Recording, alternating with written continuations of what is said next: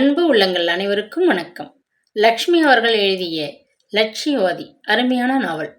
கீதா, கீதா என்று 8ஆம் நம்பர் வீட்டு கூடத்திலிருந்து எழுந்த ஸ்திரீயின் குரல் பூந்துடல் லேடி சுப்பராமன் தெரு முழுவதும் கேட்கும்படி கணீர் என்று ஒலித்தது.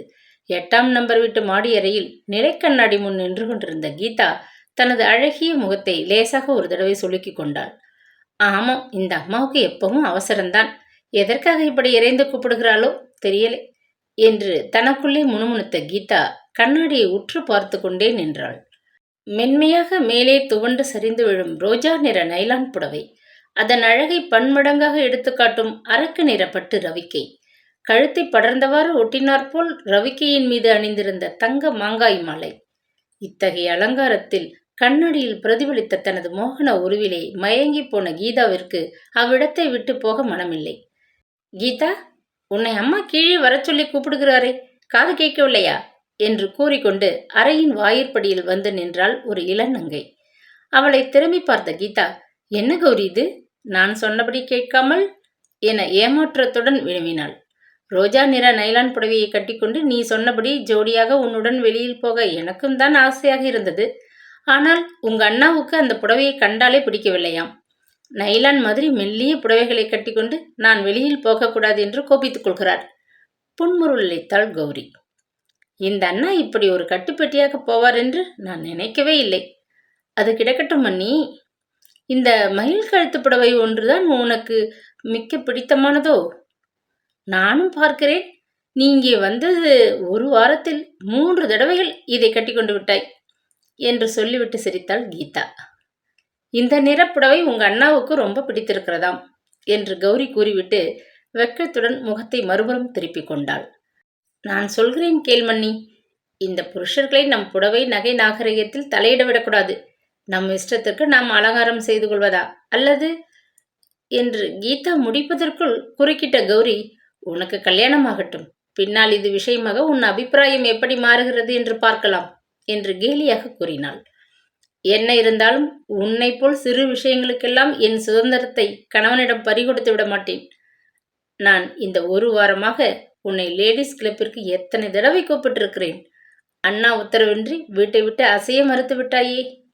உன்னை பார்த்தால் ஒரு படித்த பெண் என்று யாராவது சொல்வார்களா என்று கீதா பரிகாசமாக கேட்டாள். அவள் கடைசியாக சொன்ன வார்த்தைகள் கௌரியின் மனதில் சுருக்கென்று வேதனையுடன் பாய்ந்தன. தன் மனத்தாங்களை வெளிக்காட்டாமல், லேடிஸ் கிளப்பில் நான் மெம்பராக சேர்வது உன் அண்ணாவுக்கு பிடிக்கவில்லை. அவருக்கு இஷ்டமில்லாத காரியத்தை ஏன் செய்ய வேண்டும் என்று நான் பேசாமல் இருக்கிறேன் என்று பதிலளித்தாள். நைலான் புடவை கூடாது, லேடிஸ் கிளப்பிற்கு போகக்கூடாது. இந்த அண்ணாவுக்கு எதுதான் பிடிக்கும்? தன்னுடன் சதா நாள் முழுவதும் பேசிக்கொண்டிருந்தால் பிடிக்கும் இல்லையா? ஏன் மன்னி, உன் முகம் சிவந்து போகிறது? நான் உண்மையைத்தானே சொல்கிறேன். கல்யாணம் செய்து கொண்ட பின் அண்ணா மிகவும் கர்நாடகமாக மாறிவிடுவார் என்று ஒருவரும் நினைக்கவே இல்லை. அப்பா, அவர் பேசின பேச்சுக்கு ஏது ஒரு துரைசானிதான் மனைவியாக வர வேண்டும் என்று நாங்கள் நினைத்து கொண்டிருந்தோம் என்று கீதா கூறிவிட்டு சிரித்தாள். புருஷர்கள் மனப்பான்மையே மிக்க விசித்திரமானதுதான். மேடையில் ஏறி செய்யும் பிரசங்கத்திற்கும் வீட்டில் மனைவியை நடத்தும் முறைக்கும் ஒரு சம்பந்தமும் இருக்காது. படித்தவள் என்று நம்மை இன்னொரு பெண் பார்த்த அளவிலேயே சொல்லாவிடில் நமது படித்த மனம் ஏமாற்றம் அடைகிறது. ஆனால் புருஷர் என்ன நினைக்கிறார்? பார்த்தால் படித்த பெண் என்று தெரியவில்லையே என்று பிறர் புகழ வேண்டும் என்று நினைக்கிறார்.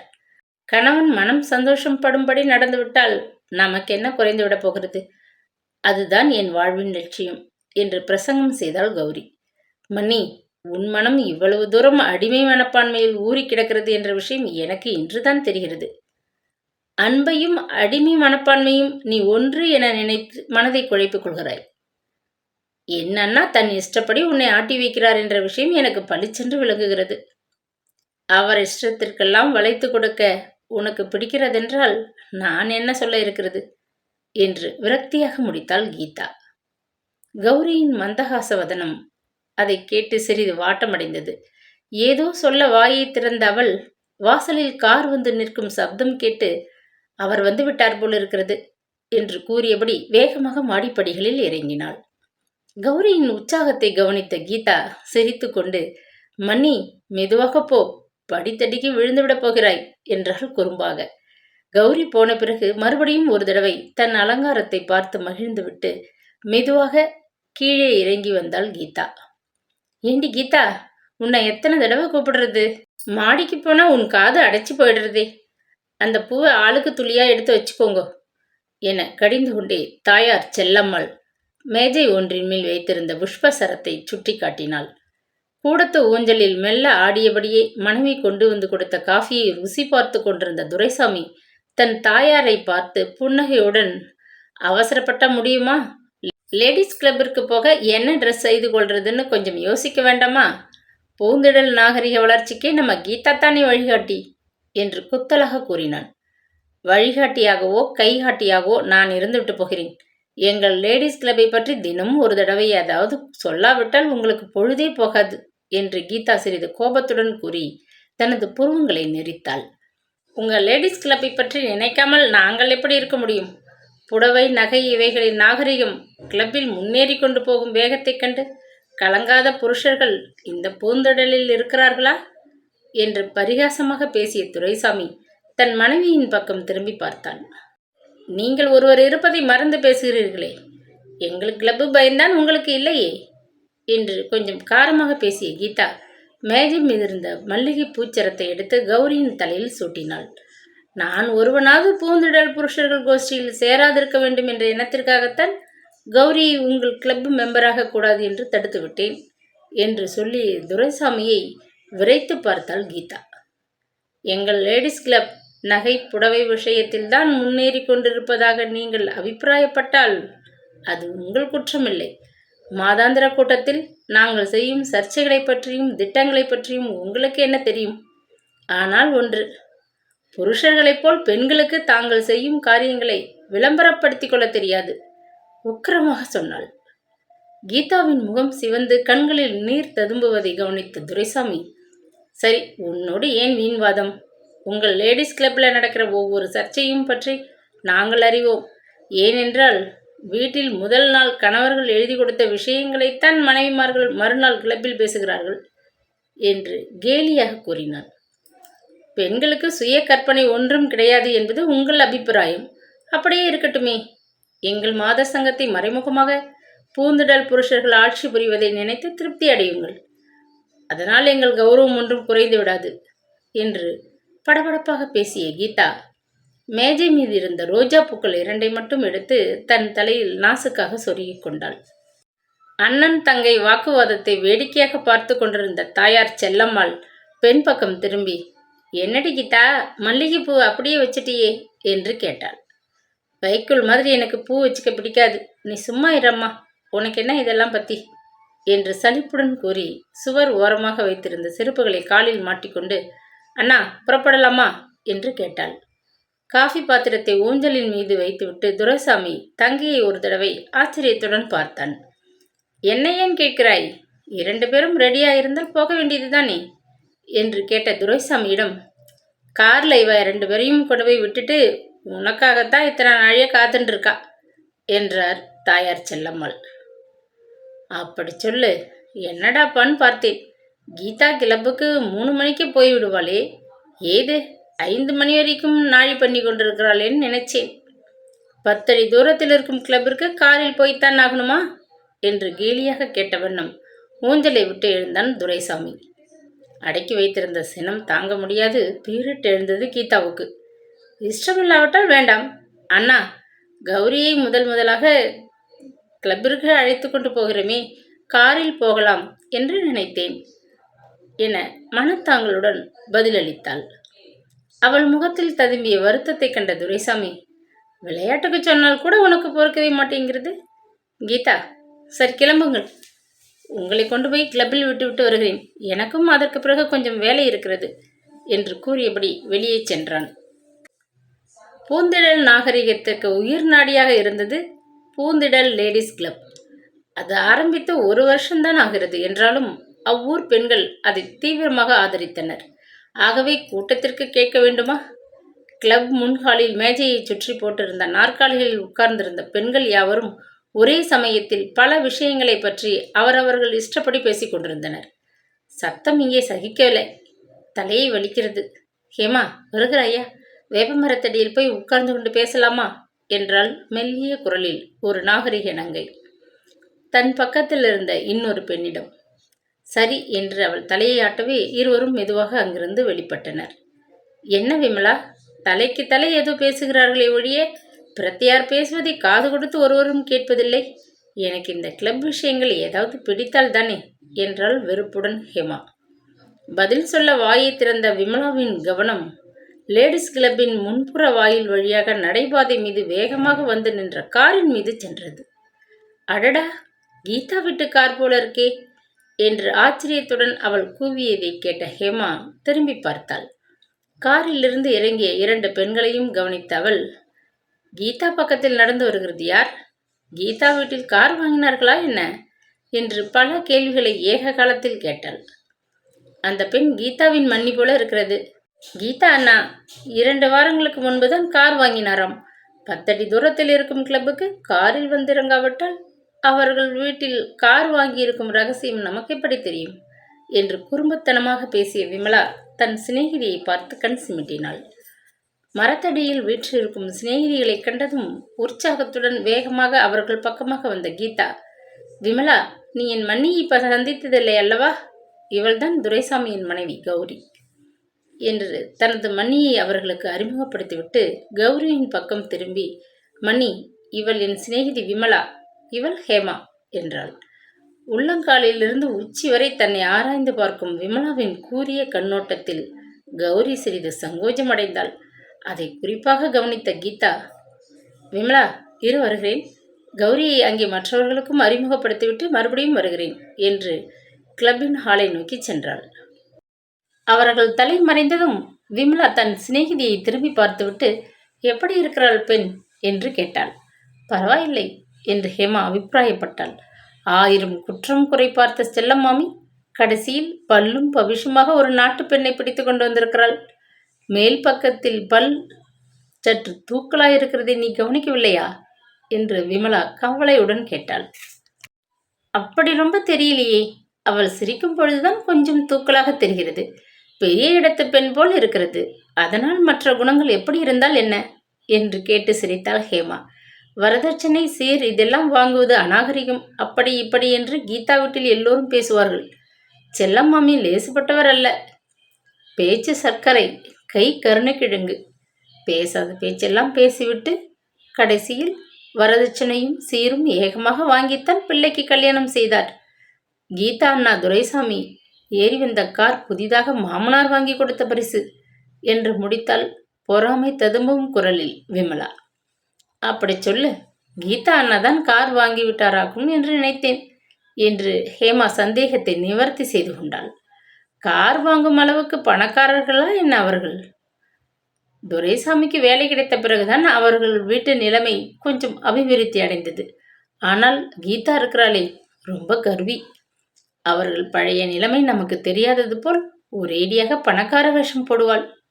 அவர்கள் வீட்டில் கார் வாங்குவதற்குள் கீதா தினமும் 1 மணி நேரம் என்னிடம் காரை பற்றி பல விவரங்களையும் பிரசங்கம் செய்து காதை துளைத்து விட்டாள் என்று விமலா முடித்தாள். நீங்கள் 2 குடும்பமும் நெருங்கி பழகிய தினசி பார்த்ததில் துரைசாமிக்கு உன்னைத்தான் கல்யாணம் செய்வார்கள் என்று நாங்கள் எதிர்பார்த்தோம் என ஜாடையாக ஆரம்பித்தாள் ஹேமா.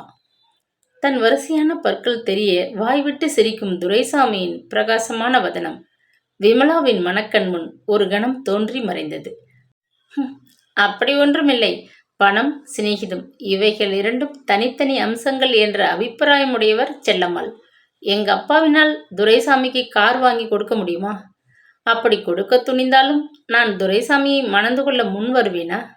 என்னை எனக்காக மதிக்கும் கணவன் கிடைக்கும் வரை எனக்கு கல்யாணம் செய்து கொள்ள வேண்டும் என்ற அவா கிடையாது. அது கிடக்கட்டும், கீதா இருக்கிறாளே, அவளையாவது என் அண்ணா சிவராமனுக்கு கொடுக்க கூடாதா? எத்தனை தூரம் குறிப்பாக எடுத்து சொல்லியும் செல்லம்மாமி மௌனமாக இருக்கிறார் என்று மனக்குறையுடன் பேசினாள் விமலா. ஆமாம், அப்படி வேஷாக செய்யலாமே. ஒரே ஊரில் சம்மந்தம் செய்ய செல்லம்மாமிக்கு இஷ்டமில்லை போல் இருக்கிறது என்று ஹேமா சொன்னாள். கீதாவை என் அண்ணாவுக்கு கொடுக்கும் பட்சத்தில் நாங்கள் சீர் வரதட்சணை ஒன்றும் கேட்க மாட்டோம். ஆனால் அவர்கள் இஷ்டம் எப்படியோ என்று விமலா சொல்லி பெருமூச்சு விட்டாள். இதற்குள் கீதா கௌரியுடன் கிளப்பின் ஹாலில் இருந்து வெளிப்படுவதை கண்ணுற்ற சிநேகிதிகள் பேச்சை மாற்றினார்கள். அருகில் வந்த கீதாவை பார்த்த விமலா புன்னகையுடன், உன் மண்ணியை எல்லோருக்கும் அறிமுகப்படுத்தி விட்டாய் அல்லவா, இனி சாவகாசமாக வீட்டுக்கு போகலாம், உட்காருங்கள் என்று உபசரித்தாள். நான் இன்றைக்கு கிளப்பிற்கு நேரம் கழித்து வந்தேன். மாதாந்திர கூட்டம் 3 மணிக்கு துவங்கி விட்டார்களாம். அதில் என்ன நடந்தது என்று விசாரித்தாள் கீதா. பல முக்கிய சம்பவங்களை ரசிக்கும் சந்தர்ப்பத்தை நீ இன்று இழந்து விட்டாய். கிளப்பின் எலெக்ஷன் தினமல்லவா இன்று. காரியதரிசினி பதவிக்கு மிஸ்ஸஸ் பொன்னுரங்கமும் மிஸ்ஸஸ் ஜானகியும் நின்றார்கள்.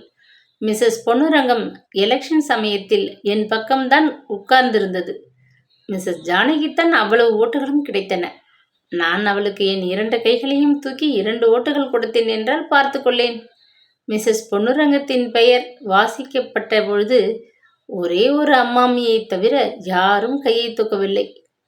கொஞ்ச நேரம் கழித்து ரேஷனும் நாமும் என்ற தலைப்பில் பிரசங்கம் செய்யவிருந்த மிஸ்ஸஸ் பொன்னுரங்கத்தை கூப்பிட்டார்கள். ஆளையே காணோம். தன்னை காரியதரிசியாக தேர்ந்தெடுக்கவில்லை என்ற கோபத்தில் சொல்லிக் கொள்ளாமல் வெளியேறிவிட்டது அது. இது தெரிந்ததும் சபையில் ஒரே சிரிப்பு என்று விமலா கூறி முடிப்பதற்குள் கீதாவும் மற்ற பெண்களும் குபீர் என்று சிரித்தார்கள். மிஸ்ஸஸ் பொன்னுரங்கம் காரியதரிசியானால் நம் கிளப் உருப்பட்டாற்போல்தான் என்று கீதா மறுபடியும் சிரித்தாள். மிஸ்ஸஸ் பொன்னுரங்கத்தை சொல்வதில் குற்றமில்லை. தனக்கு தெரியாத பொறுப்பை வகிக்க ஆசைப்படாத பூந்துடல் பெண்மணிகள் யார் இருக்கிறார்கள் சொல். நம் கிளப் நிர்வாக சபையில் உள்ள அங்கத்தினர்கள் எல்லோரும் விஷயம் தெரியாத அம்மாமிகள், பாட்டிகள். மஞ்சளின் மகிமை, ஏகாதசி விரதம் என்று வாரத்திற்கு ஒரு பிரசங்கம். வீட்டில் அகத்துக்காரர்களுக்கு பிரசங்கிப்பது போதாதென்று இந்த பாட்டிகள் பூந்திடல் இளமங்கைகளின் முன்னேற்றத்திற்காகவும் பாடுபடுகிறார்கள். கிளப் நிர்வாக அங்கத்தினர் அத்தனை பேருக்கும் கல்தா கொடுத்துவிட்டு மிஸ் ஜானகி போல் இளம் பெண்களை கொண்ட சபைகள் அமைக்க வேண்டும். என் அபிப்பிராயம் இதுதான் என ஆத்திரத்துடன் பேசினாள் விமலா. உன் அபிப்பிராயத்தை நானும் ஆதரிக்கிறேன் என்று கீதா சொன்னாள். அது சமயம் தங்களை நோக்கி வந்து கொண்டிருந்த ஒரு ஸ்திரீயை கண்டு, ஹேமா, மங்களம் மாமி வருகிறார் என்று மெல்லிய குரலில் எச்சரிக்கை செய்யவே பேச்சு திடீரென்று நின்று விட்டது. என்னம்மா குழந்தைகளா, உங்களை காணும் என்றுதான் தேடிக்கொண்டு வந்தேன்.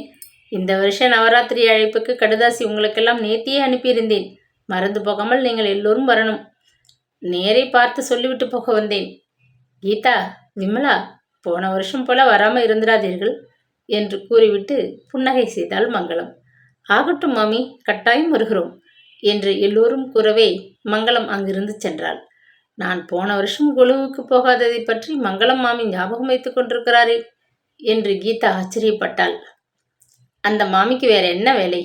குழந்தையா குட்டியா கவனிக்கணுமே என்ற கவலை ஒன்றும் இல்லை. கிளப், கொலு, 4 பேர் வீட்டுக்கு போய் வரும் வேலை, இதை தவிர வேறு என்ன இருக்கிறது என்று துடுக்காக பதிலளித்தாள் விமலா. மாமியின் கையில் வைத்திருந்த ஹேண்ட்பேக்கை கவனித்தாயா? முரம் போல எத்தனை பெரியது! நமக்கு கையில் சிறு அழகு பை எடுத்துக்கொண்டு போக வெட்கமாக இருக்கிறது. ஆனால் இந்த பூந்திடலில் வயதான அம்மாமிகள் நம்மை மிஞ்சுகிறார்கள் நாகரிகத்தில். கிளப்புக்கு வருகின்ற எல்லோரையும் பாரேன், கதவு அளவில் கையில் அழகு பை இல்லாத அம்மாமியே கிடையாது. அத்தனை பெரிய பையில் என்னதான் எடுத்துக்கொண்டு வருவார்களோ என்று கூறிவிட்டு சிரித்தாள் ஹேமா. வீட்டிலே அகத்துக்காரர்களை விட்டுவிட்டு வர மனமில்லாத அம்மாமிகள் கைப்பையில் அவர்களை போட்டு கொண்டு வருகிறார்கள் போல் இருக்கிறது என்று விமலா கூறிய போது பெண்கள் கலகலவென்று சிரித்தார்கள். விமலா, நீ சுத்த வாயாடிப்போ என்று கீதா கூறியதை கேட்டு பெருமையடைந்த விமலா மேலே விடாது பல விஷயங்களை பற்றி ரசமாக பேச ஆரம்பித்தாள். கூடத்து தரையின் மீது உட்கார்ந்து இரவு சமையலுக்காக காய்கறிகளை நறுக்கி கொண்டிருந்தாள் செல்லம்மாள். கிளப்பிலிருந்து திரும்பி வந்த துரைசாமி கூடத்து ஊஞ்சலில் வந்து உட்கார்ந்து கொண்டான். எங்கேயோ வெளியில போகணும்னு சொன்னியப்பா என்று தாயார் ஞாபகமூட்டினாள். முதலில் போகணும்னு நினைச்சேன், இப்ப வேண்டாம்னு அந்த வேலையை ஒத்தி போட்டுட்டேன். ஏனம்மா, பெண்ணையும் நாட்டு பெண்ணையும் கிளப்பிற்கு அனுப்பிவிட்டு பாவம் நீ தனியே வீட்டு வேலைகளை செய்கிறாயே என்று பச்சாதாபத்துடன் கேட்டான் பிள்ளை. என்னவோ போகிறது, குழந்தைகள் கீதா சதா இங்கேவா இருக்க போகிறாள்? ஆச்சு, அவளுக்கு ஒரு கல்யாணமானால் ஒரு நாள் கூட நம்மளோடு இருக்க போறதில்லை. அவளுக்கு வரப்போகிறவன் எப்படி இருக்க போகிறானோ? இங்கே இருக்கிற வரைதானே குழந்தை அவள் இஷ்டப்படி இருக்க முடியும். என்னவோ அவ சந்தோஷமா இருந்தா சரின்னுட்டு நான் ஒன்றும் தடுத்து சொல்றதில்லைப்பா என பெருமூச்செறிந்தாள் தாயார். அதுக்கு சொல்லலை. அம்மா, இந்த காலத்துல படித்த பெண்களை கல்யாணம் செய்து கொள்றதுன்னா பசங்கள் எல்லாம் கொஞ்சம் யோசனை செய்கிறார்கள். படித்த பெண்களுக்கு சமைக்க தெரியாதுன்னா யாருக்குத்தான் பிடிக்கும்? கீதாவின் நாகரிகத்திற்கும் அவள் விளையாட்டுத்தனத்திற்கும் கபடமற்ற சுபாவத்திற்கும் நல்ல புருஷன் கிடைக்க வேண்டுமே என்றுதான் எனக்கு கவலை. நம்ம கீதா சாதாரணமா என்னை போல் சம்பாதிக்கிற ஒரு புருஷனை கல்யாணம் செய்து கொண்டால் சந்தோஷமா இருக்க முடியாதம்மா. அவளுக்கு தகுந்த வரன் எப்படி கிடைக்கப் போகிறது என்று ராவும் பகலுமாக சதா கவலைப்படுகிறேன் நான் என்றான் துரைசாமி. பிள்ளையின் வார்த்தைகளை கேட்ட தாயார் மிக்க கவலையுடன் கைவேலையை நிறுத்திவிட்டு அவன் முகத்தை பார்த்தாள். ஒரே முட்டாக ஏழையாக இல்லாமலும் ஒரேடியாக பணக்காரர்களாக இல்லாமலும் நடுவில் கிடந்து பல வழிகளிலும் கஷ்டப்படும் நம்மை போன்ற நடுத்தர குடும்பத்தவர்கள் பெண்களை படிக்க வைக்க கூடாதம்மா. படித்தவுடன் அந்த பெண்களுக்கு தங்கள் உண்மை நிலை மறந்து விடுகிறது. தங்களுக்கும் மீறி உள்ள அந்தஸ்தவர்களைப் போல வாழ்க்கை நடத்த ஆசை வந்து விடுகிறது. அந்த ஆசையில் வெற்றி பெறாவிட்டால் தீராத மனக்குறைக்கு அடிமையாகின்றனர். நாம் பணக்காரர்கள் இல்லை, நமக்கு இவ்வளவுதான் செய்ய கட்டுப்படியா வரும் என்ற எண்ணம் நடுத்தர குடும்பத்து பெண்களுக்கு ஏற்பட வேண்டுமானால் அதிகம் படிக்க வைக்காது சிறு வயதிலேயே கல்யாணம் செய்து கொடுத்து விட வேண்டும். எல்லோரும் மேடம் குயிரியாக வாழப்போகிறார்கள் என்று கண்மூடித்தனமாக பெண்களை பட்டதாரிகளாக ஆக்குவதிலேயே யாருக்கு பிரயோஜனம்? படித்த பெண்ணா என்று இந்த காலத்து பையன்கள் அலறுகிறார்கள் என்று பிரசங்கித்தான் துரைசாமி. என்னவோ ஆசைப்பட்டாலேன்னு குழந்தையை படிக்க வச்சது. இந்த காலத்துல படிக்காத பெண்கள் யார் இருக்கா? தடுக்கி விழுந்த இடத்திலெல்லாம் பிஏவும் எம்ஏவுமாக இருக்கு. ஒரு 10 வருஷத்துக்கு முந்தியெல்லாம் படித்த பெண்ணுக்கு மவுசு ஜாஸ்தியாக இருந்தது. இப்போ தலைகீழ மாறி இருக்கிறா போல இருக்கு. இந்த உலகமே விசித்திரம்தான். கீதா அழகு ஒன்றைக்கு யாராவது நல்ல வரனா வந்து அமைஞ்சிடணும்னு எனக்கு என்னவோ ஒரு நம்பிக்கையப்பா என்று தாயார் பதில் சொன்னாள். காலேஜ் படிப்பு முடிந்த 1 வருஷமா கீதா வீட்டில் தானே இருக்கிறாள். நாவல்கள் படிப்பது, ரேடியோ கேட்பது, கிளப்புக்கு போவது, இல்லாவிட்டால் தோட்டத்து மண்ணை கிண்டி விட்டு மல்லிகை செடிக்கு பாத்தி கட்டுதல். இதை தவிர அவள் சமைத்து ஒரு நாள் கூட நான் பார்த்ததில்லை. ரேடியோ, கிளப் இத்துடன் நம் வாழ்க்கையில் சகலமும் முடிந்து விடுகிறதா? என் சிநேகிதன் ஒருவனுக்கு கீதாவின் ஜாதகத்தை கொடுத்தேன். பட்டதாரியா என்று எடுத்த எடுப்பிலேயே கேட்டு மூர்ச்சை போட்டான் அவன். சமையல் வேலையில் அதிக பழக்கமில்லை என்ற உண்மை தெரிந்ததும் ஜாதகம் பொருந்தவில்லை என்று சொல்லிவிட்டான். பெண்டாட்டி அழகா இருந்தால் சிறிது நேரம் பார்த்து மகிழலாம். ஆனால் வயிறு பசிக்கும் பொழுது அழகை சாப்பிட முடியுமா என்றான் துரைசாமி சலிப்புடன். சமைக்க தெரியாது, அது இதுன்னு நீ ஒன்று அரிச்சந்திரன் போல எல்லாத்தையும் சொல்லணுமா? தானே எல்லாம் புக்ககத்துக்கு போனால் கற்றுக்கொண்டு விடுறா. எது எப்படியானாலும் இந்த தைக்குள்ள கீதாவுக்கு கல்யாணம் ஆகணும். அதுக்கு முதல்ல வழியைப்பார் என்று தாயார் தன் மகளை விட்டு கொடுக்காமல் சிறிது கோபத்துடன் பேசினாள். நறுக்கிய காய்கறிகளை எடுத்துக்கொண்டு செல்லம்மாள் சமையல் அறைக்குள் நுழைந்ததும் தாயாருடன் விவாதம் செய்வதில் பயனில்லை என்று புரிந்து கொண்ட துரைசாமி மாடியில் உள்ள தனது அறைக்கு சென்றான். செல்லம்மா என யாரோ தன்னை கூப்பிடுவதை உணர்ந்த செல்லம்மாள் சமையல் அறையிலிருந்து வெளியே கூடத்தின் பக்கம் வந்தாள். யாரு, சுப்பி பாட்டியா? வாங்கோ, உட்காருங்கோ என உபசரித்துவிட்டு தானும் எதிரே தரையில் வந்து உட்கார்ந்து கொண்டாள். என்ன, நாட்டு பெண் வந்திருக்கிறாளாமே, பார்த்துட்டு போகலாம்னு வந்தேன் என்று ஆரம்பித்தாள் சுப்பி பாட்டி. ஆமாம், வந்திருக்கா என்று செல்லம்மாள் பதிலளித்ததை கேட்டு திருப்தி அடைந்தவள் போல சுப்பி பாட்டி, இனிமேலாவது பெண்ணுக்கு கல்யாணம் ஆகணும் இல்லையா? ஏதாவது வரன்கரன் பார்த்துட்டு இருக்கையோன்னா என்றாள் மெதுவாக. பெண்ணுக்கு கல்யாணமான பின்பு நாட்டு பெண்ணை புக்ககத்திற்கு அழைக்கலாம் அப்படின்னு இருந்தேன். அப்புறம் எனக்கு தள்ளலை. அவ வந்தால் கூட மட ஒத்தாசையா இருக்குமேன்னு அழைச்சிட்டேன். இந்த காலத்துல யாரம்மா கல்யாணத்துக்கு அப்புறம் பிறந்தாத்துல விட்டு வைக்கிறா என்றாள் செல்லம்மாள்.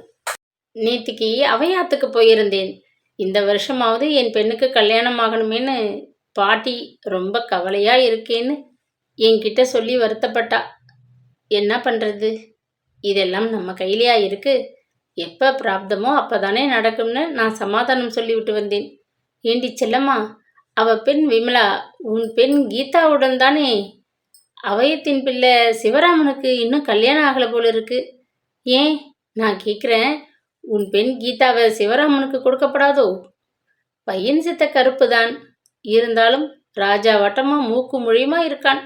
மாசம் 200 சம்பாதிக்கிறானம்மி என்றாள் சுப்பி பாட்டி. நாலா பக்கமும் பார்த்துட்டு இருக்கு, பிராப்தப்படிதானே நடக்கும் என்று செல்லம்மாள் சொல்லி அவயத்தின் விட்டு பேச்சை மேலே வளர்த்த இஷ்டப்படாது சம்பாஷணையை வேறு திக்கில் செல்ல விட்டாள். ஊரில் உள்ள சகல விஷயங்களை பற்றியும் பாட்டி சொல்ல சுவாரஸ்யமாக கேட்டுக்கொண்டிருந்த செல்லம்மாளுக்கு உள்ளே அடுப்பில் பால் பொங்கி வழியும் சத்தம் கேட்டது. அடடா என்று கூவிக்கொண்டு அவள் எழுந்திருந்து உள்ளே விரைந்து சென்றாள். அவள் திரும்ப கூடத்திற்கு வந்ததும் பாட்டி எழுந்திருந்து, சரி நான் போயிட்டு வரேன். ஏண்டி செல்லம்மா, கொஞ்சம் காப்பி பொடி இருந்தா கொடுப்பியா? நாளன்னைக்கு பேரன் டவுனில் இருந்து வரான், காப்பி பொடி வாங்கிட்டு வருவான், உடனே திருப்பி கொடுத்துடறேன் என்றாள். செல்லம்மாளுக்கு சட்டென்று என்ன சொல்வதென்று தெரியவில்லை. இருக்கான் பார்க்கிறேன் என மழுப்பிவிட்டு சமையல் கட்டுக்கு உள்ளே சென்றாள். காபி பொடியுடன் சுப்பி பாட்டி வீட்டை விட்டு வெளியேறுவதற்கும் கௌரியும் கீதாவும் கிளப்பிலிருந்து உள்ளே நுழைவதற்கும் சரியாக இருந்தது. முற்றத்து தொட்டியில் இருந்த நீரை சொம்பால் எடுத்து காலை கழுவி கொண்ட கீதா, ஏனம்மா சுப்பி பாட்டி இங்கே வந்ததா இப்போ? அது என்ன எடுத்துக்கொண்டு போகிறது என்று தாயாரை கேட்டாள். கொஞ்சம் காப்பி பொடி கடன் வாங்கிட்டு போறாள் என்றாள் செல்லம்மாள். 200வது தடவையாக காப்பி பொடி கடன் வாங்க வந்து விட்டதோ பாட்டி? இதை ஏன் உள்ளே விட்டாய்? சுத்த வம்புக்காரியாச்சு அது என்று நெற்றியை சுலுக்கினாள் கீதா. சரிதான் போ, பெரியவாளை பற்றியெல்லாம் அவமரியாதையா பேசக்கூடாது என்றாள் செல்லம்மாள் சிறிது கோபத்துடன். இந்த அம்மாவுக்கு நல்லது சொன்னால் ஒன்றுமே புரியாது என்று முனகிய கீதா கௌரியுடன் மாடிக்கு சென்றாள். வேறு உடை உடுத்தி கொண்ட 2 பெண்களும் மாடியின் திறந்த வெளியில் காற்று வாங்கும் நிமித்தம் உட்கார்ந்து கொண்டார்கள். என்ன கௌரி, எங்கள் லேடிஸ் கிளப் எப்படி என்று பேச்சை துவக்கினாள் கீதா. சுத்த வம்பு மடம், எனக்கு பிடிக்கவே இல்லை. அந்த விமலா யார் அவள்? அவள் பலே பொல்லாதவளாக இருக்கிறாளே என்று சிரித்தாள் கௌரி. அவள் என் சிநேகிதி, கொஞ்சம் வம்பி, மற்றபடி நல்ல பெண்தான். அண்ணாவுக்கு அவளை கொடுக்க வேண்டுமென்று அவர்கள் வீட்டில் ஆசைப்பட்டார்கள் என்று முடிக்காமல் நிறுத்தினாள் கீதா.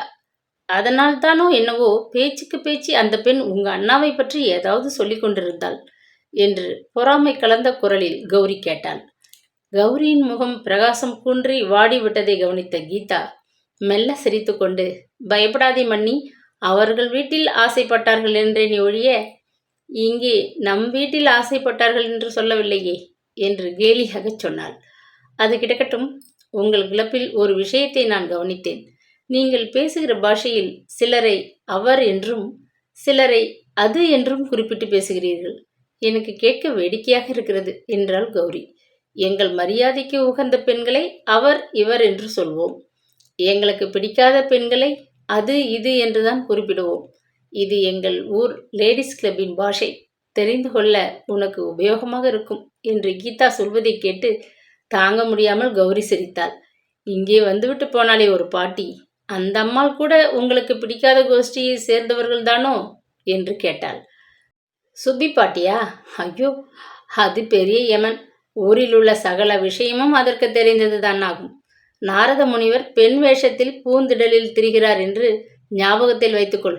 ஏதாவது தவறி அதனிடம் கொஞ்சம் வாய் கொடுத்து விட்டாயோ தேர்ந்தது. நீ சொல்லாததை சொன்னதாக கயிறு திரித்து பக்கத்து வீட்டுக்காரர்களுக்கு சண்டையை இழுத்து வைக்கும்.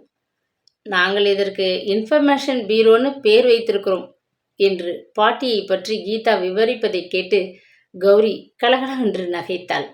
கௌரி, போதும், பல் சுலுக்கிக் கொள்ளப் போகிறது. கிளப்பிலிருந்து திரும்பி வந்ததும் இங்கே உட்கார்ந்து கொண்டு பேசி பொழுதை கழிக்கணுமா? கீழே போய் அம்மாவுக்கு சமையல் வேலையில் ஒத்தாசை செய்யக்கூடாது என்று கடுமையான குரலில் கேட்டுக்கொண்டு துரைசாமி அங்கு வந்து நின்றான். கௌரி சற்றென்று எழுந்தாள். பதில் சொல்லாமல் விற்றென்று அவள் கீழே இறங்கி சென்றாள். இருந்தாலும் அண்ணாவுக்கு பொறுமையே கிடையாது. காரணமின்றி எதற்காக கௌரி மீது அப்படி எரிந்து விழுந்தார்? பாவம், அவள் முகம் எப்படி சுண்டிவிட்டது என்று தனக்குள்ளே மன்னியை குறித்து பச்சாதாபம் அடைந்த கீதாவும் அங்கிருந்து சென்றாள். அவளுக்கு அன்று சாப்பிடவே பிடிக்கவில்லை. இரவு தன் அறைக்குள் நுழைந்த கீதா விளக்கை ஏற்ற மனமின்றி இருட்டில் தனது கட்டிலின் மீது படுத்துக்கொண்டு திறந்திருந்த கதவு வழியே மாடி வராந்தாவை வெறித்து பார்த்து கொண்டிருந்தாள்.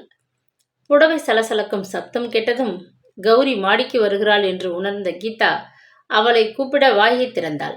அதற்கு பின்னால் சப்தித்த காலடியை கேட்டதும் அண்ணாவும் கூட வருகிறார் என்று அறிந்து வாயை மூடிக்கொண்டாள். கோபமா கௌரி உனக்கு என்றான் துரைசாமி.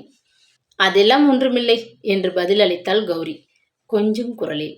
சாயங்காலம் நான் அதட்டினதை கேட்டு உனக்கு கோபம் வந்துவிட்டதென்று நான் பயந்து போய்விட்டேன் என்றான் சரசமாக அவன். ஐயோ அப்பா, ரொம்ப பயந்த ஆசாமிதான் நீங்கள்.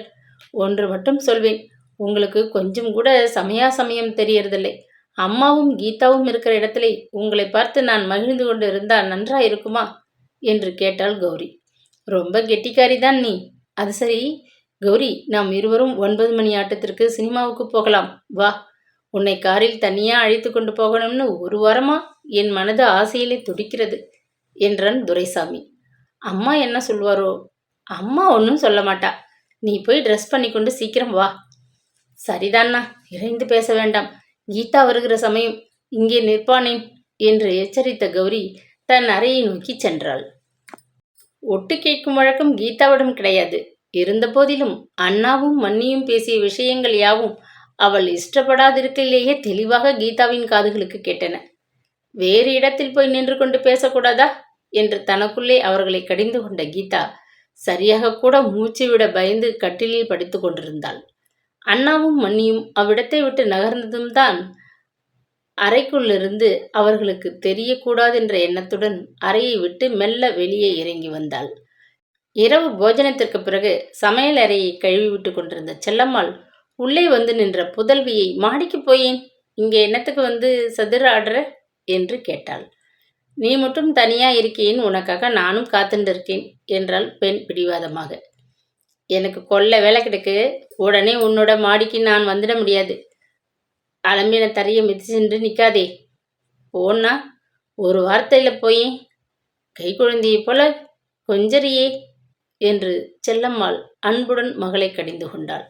அது சமயம் அங்கே வந்த துரைசாமி, அம்மா நாங்கள் சினிமாவுக்கு போய்விட்டு வரோம் என்று கூறியதை கேட்ட தாயார், ஏண்டப்பா இத்தனை நாள் கழிச்சா என்று கேட்டுவிட்டு பிள்ளையை திரும்பி பார்த்தாள்.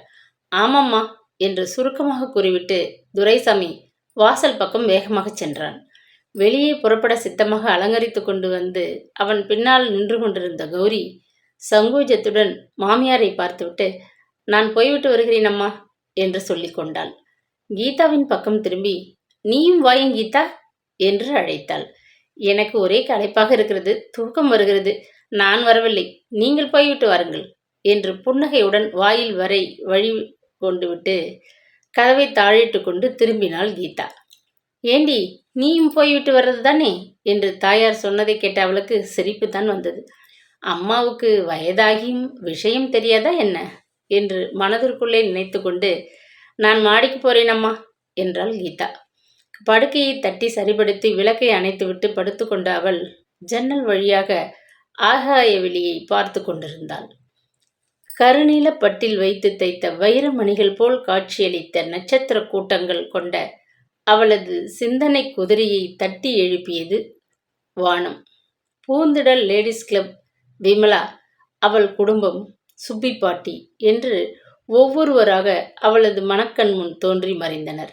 இத்தனை காலமாக தோன்றாத ஓர் அலுப்பு அவள் மனதில் கொஞ்சம் நாட்களாக இருந்து வந்ததை அவள் அறிந்தாள். படிக்க வேண்டும், வகுப்பில் முன்னணியில் நிற்க வேண்டும் என்று பள்ளித்தோழி விமலாவுடன் போட்டியிட்டு பரீட்சைகள் தேறி BA பட்டம் பெற்ற காலம் வரை அவளுக்கு வாழ்க்கை மிக்க உற்சாகமாகத்தான் இருந்தது. விஞ்ஞானமும் கவிதையும் படிப்பதில் 20 வருஷங்கள் எவ்வளவு வேகமாக உருண்டோடிவிட்டன.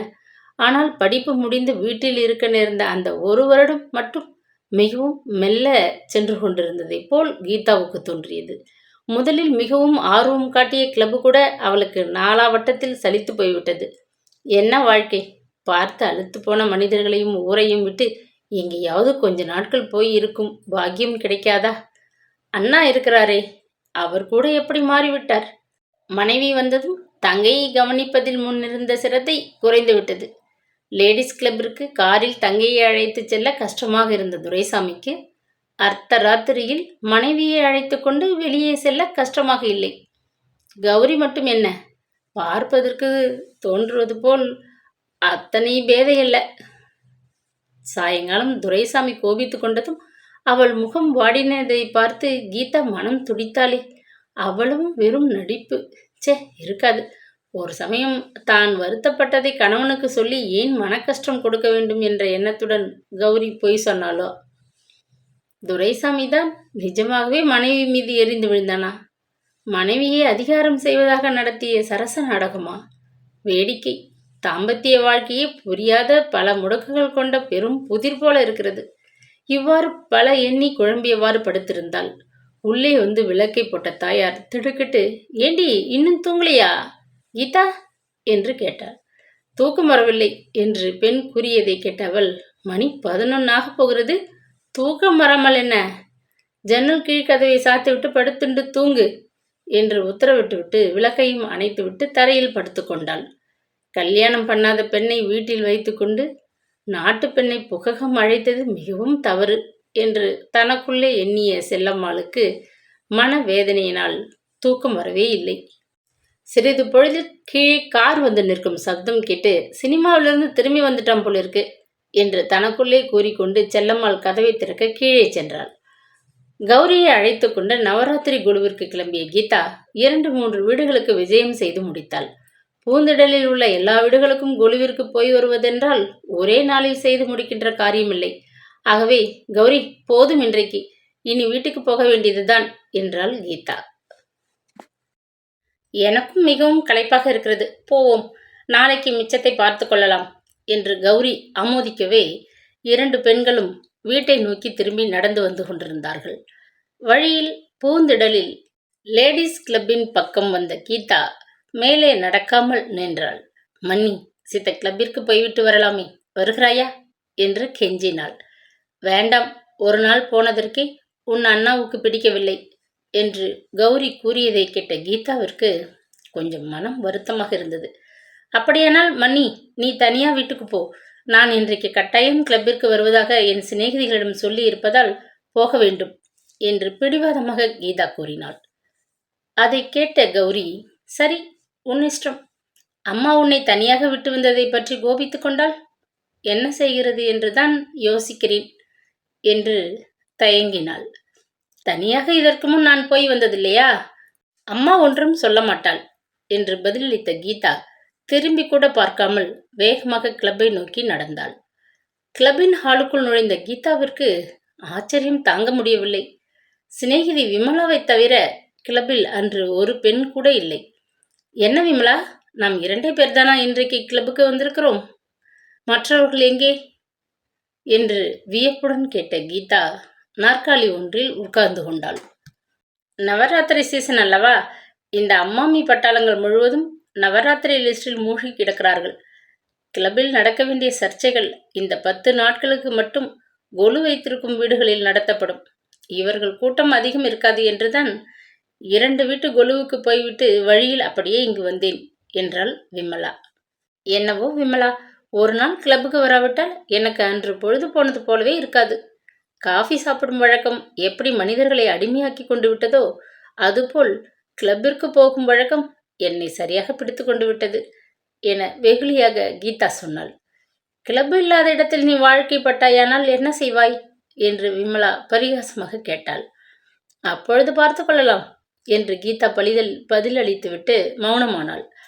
திடீரென விமலா தன் நாற்காலியை சிறிது நகர்த்தி கீதாவின் அருகில் போட்டுக்கொண்டு உட்கார்ந்தாள். மிகவும் மெல்லிய குரலில், ஆமாம் கீதா, நான் கேட்க வேண்டுமென்று இருந்தேன். உனக்கு இந்த வருஷம் வரன் ஏதாவது பார்த்து கொண்டிருக்கிறார்களா என்று கேட்டாள். என்ன பதில் சொல்வதென்று தத்தளித்த கீதா, எனக்கொன்றும் தெரியாது என்று மென்று விழுங்கினாள். நமக்கு தெரியாமல் நம் வீட்டில் நமக்கு வரன் பார்ப்பார்களா? படித்த பெண் தன் கல்யாணத்தில் தானே அபிப்பிராயம் சொல்ல வேண்டாமா? அவளுக்கு தெரியாமல் காரியங்கள் நடக்குமா? தெரியாது என்று ஒரு வார்த்தையில் சொல்லிவிட்டால் நான் நம்பி விடுவேனா? என்னிடம் சொல்ல இஷ்டமில்லை என்று ஒரு வார்த்தையில் பளிச்சென்று சொல்லிவிடேன் என்று குரோதமாக பேசினாள் விமலா. சிநேகிதியின் அனாவசியமான மனத்தாங்கள் நிறைந்த வார்த்தைகள் கீதாவின் மனதை கஷ்டப்படுத்தின. என்ன விமலா, வீணாக நீ கோபித்துக் கொள்கிறாய்? எனக்கு தெரிந்தவரை வரன் தேடுவதாக தோன்றவில்லை, அவ்வளவுதானே என்றாள். விஷயங்களை மறைத்து வைப்பது உங்கள் வீட்டவர்களுக்கே ஒரு தனி வழக்கம். ஒரு புடவை வாங்கினால் கூட அதை எப்பொழுது வாங்கினது என்று எங்களுக்கு தெரியக்கூடாது என்று உன் அம்மா மறைப்பார். சரக்கு மலிந்தால் தானே கடைக்கு வருகிறது. கல்யாணம் நடந்தால் எங்களுக்கு எல்லாமே தெரியாமல் போய்விடப் போகிறதில்லை என்றாள் விமலா. சுருக்கென்று மனதை புண்படுத்தும் வகையில் சிநேகிதி பேசுவதை தடுக்கும் நோக்கத்துடன், ஏன் வீணாக படபடப்பாக பேசுகிறாய்? அது கிடக்கட்டும், உனக்கு வரன் ஏதாவது கிடைத்திருக்கிறதா என்று கீதா கேட்டாள். நாங்கள் என்னம்மா, ஏழைகள் தானே. உங்கள் வீட்டைப் போல் செல்வாக்கு உடையவர்களா? என்னவோ பார்த்து கொண்டிருக்கிறார்கள் என்று மிக்க மனக்குறையுடன் கூறிய விமலா, ஏன் கீதா, நான் ஒன்று கேட்கிறேன், நீ கோபித்துக் கொள்ளக்கூடாது என்று தொடர்ந்தாற்போல் ஆரம்பித்தாள். அவள் என்ன கேட்கப் போகிறாளோ என்ற திகிலுடன் கீதா சிநேகிதியின் முகத்தை ஆவலுடன் பார்த்தாள். என் அண்ணா சிவராமன் இருக்கிறானே, அவனை கல்யாணம் செய்து கொள்வதில் உனக்கு ஆட்சேபனை ஒன்றும் இல்லையே? சிநேகிதியான என்னிடம் உன் மனதை ஒழிக்காமல் சொல்லேன். சிவராமனை பொறுத்தவரை உன்னை மணந்து கொள்வதை ஒரு பாகியம் என்று அவன் கருதுவான் என்று நினைக்கிறேன். ஏனென்றால் ஓரளவு அவன் மனநிலை எனக்கு தெரியும். நெருங்கி பழகிய நம் இரு குடும்பங்களும் சம்பந்தம் செய்து கொண்டால் எவ்வளவோ நன்றாக இருக்கும் என்று கொஞ்சமும் சங்கோஜமின்றி வெளிப்படையாக கேட்டாள் விமலா. கீதாவிற்கு மனக்குழப்பம் அதிகமாயிற்று. பதிலே சொல்லாமல் அவள் தன் புடவை கரையில் இருந்த ஜர்கி கோடுகளை ஆராய்ந்து கொண்டிருந்தாள். என்ன, நான் கேட்கிறேனே, பதிலே சொல்லாவிட்டால் என்ன அர்த்தம்? மௌனமாயிருப்பதை பார்த்தால் சிவராமனை உனக்கு பிடிக்கிறதென்று தானே நான் நினைக்க வேண்டியிருக்கிறது என விமலா மேலே பேசியதை கேட்ட கீதா திடுக்கிட்டாள். அப்படியொன்றுமில்லை விமலா, என் கல்யாண விஷயத்தை நான் எங்கள் வீட்டு பெரியவர்கள் இஷ்டப்படி விட்டுவிட்டேன். கல்யாணம் செய்து கொள்வதில் சுயம்பரம் நடத்தும் எண்ணம் எனக்கில்லை என்றாள் கீதா முடிவாக. சிநேகிதியின் பதிலால் மிக்க அதிருப்தி அடைந்த விமலா, உன் மனம் எனக்கு புரியவில்லை என்று நினைக்காதே. சிவராமனை உனக்கு பிடிக்கவில்லை, அதை ஒரு வார்த்தையில் ஒத்துக்கொண்டு விடலாம். அவ்வளவு தூரம் மனம் விட்டு என்னிடம் பேச உனக்கு இஷ்டமில்லை, பரவாயில்லை. அதனால் என்ன? கல்யாணம் என்பதில் ஒருவித நிர்பந்தமும் இருக்கக்கூடாது. பரஸ்பரம் அன்பு இல்லாத இரண்டு ஆத்மாக்களை மற்றவர்கள் ஒன்றுபடுத்த முயற்சிப்பது மதியீனம் என்று கூறிவிட்டு வீட்டுக்கு போக எழுந்தாள் விமலா. ரசமற்ற சம்பாஷணையினால் மனக்கசப்படைந்த சிநேகிதியை உற்சாகப்படுத்தும் எண்ணத்துடன், மங்களம், மாமியாத்து கோலுவிற்கு நீ போனாயோ என்று கீதா கேட்டு வைத்தாள். இல்ல, போகவில்லை. மாமி குறித்த 2 நாட்களில் ஒரு நாள் கூட போகப் போவதில்லை.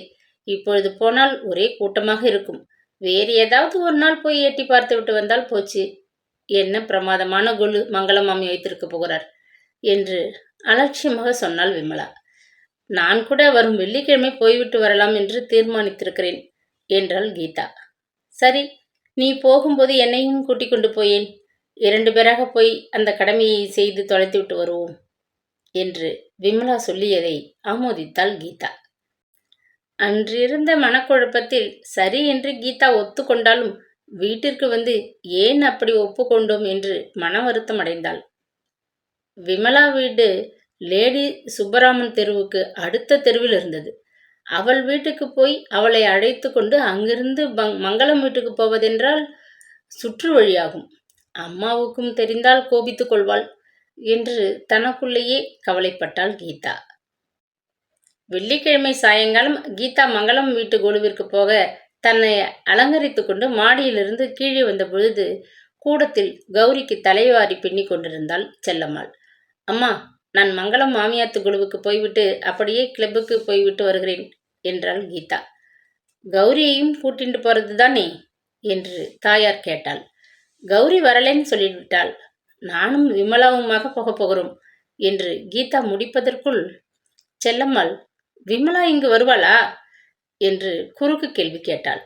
இல்லையம்மா, நான் அவள் வீட்டுக்கு போய் அவளை கூட்டிக் கொண்டு போவதாக சொல்லியிருக்கிறேன் என்று கீதா மென்று விழுங்கினாள். அந்த விமலா இங்கே வந்து உன்னை அழைச்சிட்டு போகக்கூடாதோ? அவள் பெரிய ராணி, நீ போய் அவளுக்கு காத்திருந்து அழைச்சிட்டு போகணும் என்று எரிச்சலுடன் தாயார் பேசியதும், என்னவோம்மா, நான் வரேன், ஒப்புக்கொண்டு விட்டேன், அதனால போய்த்தான் ஆகணும் என்று கீதா பதிலுக்கு எரிந்து விழுந்தாள். அவள் உன்னாட்டமா யோசனை பண்ணாமல் ஏதாவது ஒப்புக்கொள்கிறாளா? என்ன இருந்தாலும் உன்னை விட அவள் சாமர்த்தியக்காரிதான். நானும் பார்க்கிறேன். எங்கேயாவது நீங்க 2 பேரும் கிளம்பினா அந்த ராணியை நீதான் போய் கூட்டி கொண்டு போகணும். ரொம்ப திருசமன். எனக்கு உன் சிநேகிதி பிடித்தாள் தானே என்று கோபத்துடன் தாயார் பேசினாள். சற்றென்று ஒரேடியாக வெறுத்து ஒதுக்க எனக்கு தெரியாது என்று கோபத்துடன் மொழிந்தாள் கீதா. உனக்கு பிடிக்காட்டா விட்டு தள்ளுமா. ஒன்றாக வளர்ந்து ஒன்றாக படித்த சிநேகிதியை, உங்க 2 பேர் சிநேகிதத்தையும் என்கிட்டத்தான் சொல்லணும். போ. ஒரு புடவை நீ கட்டிண்டா அவளுக்கு பொறாம, ஒரு நகை போட்டுண்டா பொறாம. நம்ம வீட்டை பத்தி நினைச்சு ஏன் அவ குடும்பமே ஆத்திரப்படணும்? நீ அங்கே போகிறத அண்ணாவுக்கு தெரிஞ்சா என்னத்தான் கோவிச்சுப்பா என்று குறிப்பாக தாயார் சொல்வதன் கருத்தை புரிந்து கொண்ட கீதா, சரிம்மா, நான் சின்ன குழந்தை இல்லை, எனக்கு தெரியும் என்று வெடுக்கென்று பதிலளித்துவிட்டு கிளம்பினாள். விமலாவையும் அவள் குடும்பத்தவர்களையும் செல்லம்மாளும் துரைசாமியும் உள்ளூர வெறுத்தார்கள் என்ற ரகசியம் கீதாவிற்கு நன்கு தெரியும்.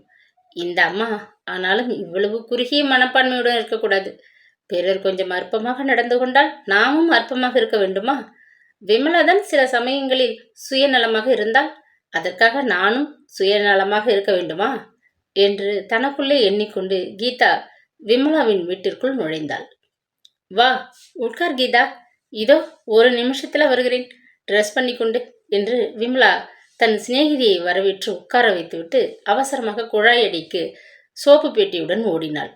எப்பவும் இந்த விமலா இப்படித்தான்.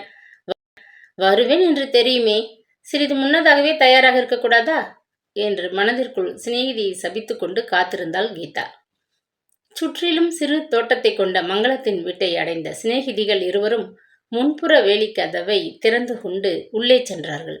கைப்பையை அணைத்த வண்ணம் வீட்டு வாயிற்படியிலிருந்து இறங்கி வந்து கொண்டிருந்த மங்களம் அவர்களை கண்டதும் ஆச்சரியத்துடன், ஏமா குழந்தைகளா, நேத்துக்கு வராமல் ஏமாத்திட்டேலே. நான் கிளப்புக்கு போக கிளம்பினேன், அதற்குள் வந்துவிட்டேன். இல்லாவிட்டால் உங்களுக்கு ஒரு குங்குமம் எடுத்து கொடுக்க கூட எங்கள் சமையல்காரிக்கு தெரிந்திருக்காது. பாவம் குழந்தைகள், ஏமாந்து போயிருப்பேன் என்று புன்னகையுடன் அவர்களை வரவேற்றாள். மூவரும் வீட்டுக்குள்ளே சென்றதும், மாடியிலே நான் கொலு வச்சிருக்கேன், மேலே போங்கோ, இதோ ஒரு நிமிஷத்தில் வந்துடறேன் என்று கூறிய மங்களம் கைப்பையை அங்கிருந்த மேஜை மீது வைத்துவிட்டு வெற்றிலை பாக்கு தட்டை எடுத்து பக்கத்து அறைக்குள் சென்றாள். நல்ல வேளை, இப்போது அம்மாமி வெளியில் போயிருந்தால் நாம் வந்தது வீணாகியிருக்கும் என்று மெல்லிய குரலில் கூறிய கீதா மாடிப்படிகள் மீது வேகமாக முன்னால் ஏறினாள். நான் ஒன்றும் ஏமாற்றமடைந்திருக்க மாட்டேன், என்னவோ வரவேண்டுமே என்ற கடமைக்காக வந்திருக்கிறேன், அவ்வளவுதான் என அலட்சியமாக பதிலளித்த விமலா பின்னால் சென்றாள். மாடி அறைக்குள் வேகமாக கீதா நுழைவதற்கும் அதே சமயத்தில் அங்கிருந்து வேகமாக ஒரு யௌனவ புருஷன் வெளிப்படுவதற்கும் சரியாக இருந்தது. சற்று தப்பினால் ஒருவர் மீது ஒருவர் முட்டிக்கொள்ள இருந்த நிலைமையை இருவரும் சமாளித்து கொண்டு திகைப்புடன் ஒருவர் முகத்தை ஒருவர் பார்த்து கொண்டார்கள். தன் கூரிய பார்வையில் முகம் சிவந்து போன கீதாவை பார்த்து புன்னகையுடன், மன்னிக்க வேண்டும் என்று அவள் போவதற்கு வழி விடுபவன் போல் ஓரமாக ஒதுங்கி நின்றான். அவன் சங்கோஜம் மிக்க அடைந்த அவள் அவனை ஏறெடுத்தும் பாராமல் பரவாயில்லை என்று கூறிவிட்டு தலையை குனிந்து கொண்டாள். பின்னாலே வந்த விமலா மாடிப்படியில் தனக்காக தயங்கி வழிவிட்டு நிற்கும் அந்த யௌனவ புருஷனை ஒரு தடவை கடைக்கண்ணால் நன்றாக பார்த்துவிட்டு பாராதவள் போல் மேலே சென்றாள். தனக்கு ஏற்பட்ட சங்கோச்சத்திலிருந்தும் சரியாக விடுபடாதிருந்த கீதா அங்கே வைத்திருந்த கொலு பொம்மைகளை ஆராய்ந்து பார்த்து கொண்டிருப்பவள் போல் அபிநயித்தாள். ஆமாம், அந்த மனிதன் யார்? உனக்கு அவரை தெரியுமா? என்னவோ அவர் உன்னிடம் பேசினார் போல் கேட்டதே என்று விமலா கேட்டாள். அவர் யாரோ எனக்கொன்றும் தெரியாது. நல்ல வேளை, நான் வந்த வேகத்தில் அவர் மேல் மோதிக்கொள்ள இருந்தேன். மன்னிக்க வேண்டும் என்றார், அதுதான் அவர் பேசியது என்று கீதா முடிப்பதற்குள் வெற்றிலை தட்டுடன் வந்த மங்களம், உட்காருங்கள் குழந்தைகளா, ஆளுக்கு ஒரு பாட்டு பாடிவிட்டு போகலாம் என உபசரித்தாள். ஐயோ மாமி, எங்களுக்கு ஒன்றும் பாடத் தெரியாது என ஏக காலத்தில் பெண்கள் இருவரும் கத்தினார்கள். போதும் என்று தெரிந்தவரை பாடுங்கள். மங்களம் அவர்களுடன் விவாதித்துக் கொண்டிருக்கையில் சித்தி என்ற குரல் கேட்டு மூவரும் திரும்பி பார்த்தார்கள். ஏண்டா நாகராஜா, என்ன வேணும்? மணி பர்ஸை எடுத்துட்டு போகணுமா? வாயும் உள்ளே. என்ன சங்கோஜம் உனக்கு இந்த பெண்கள் எல்லாம் படித்த பெண்கள் தான். உன்னை ஒன்றும் வித்தியாசமாக நினைச்சிக்க மாட்டா. நீ உள்ளே வந்து எது வேணுமோ எடுத்துட்டு போ என்று புன்முருள் அளித்த மங்களம் பெண்கள் பக்கம் திரும்பி, என் அக்காவின் பிள்ளை இவன், பிஸ்னஸ் விஷயமாக வந்திருக்கிறான். வந்து 2 நாளாச்சு. பாவம், இந்த கொலு சமயத்துல 4 பேர் வருவாரும் போவாருமாக இருக்கிறது அவனுக்கு கொஞ்சம் கஷ்டமா இருக்கு போல என்று விவரித்தாள். அதெல்லாம் எனக்கொன்றும் கஷ்டமில்லை என்று கூறிய அவன் அறைக்குள் வந்தான். மேஜையின் சிறு அறையை திறந்து ஒரு மணிப்பர்ஸை எடுத்து தன் சட்டை பைக்குள் வைத்து கொண்டான். சித்தி, வெளியில் போய்விட்டு வருகிறேன் என்று அவசரமாக கிளம்பிய அவனிடம், ஏண்டாப்பா, நேத்தியாட்டும் பண்ணிவிட மாட்டாயோன்னோ?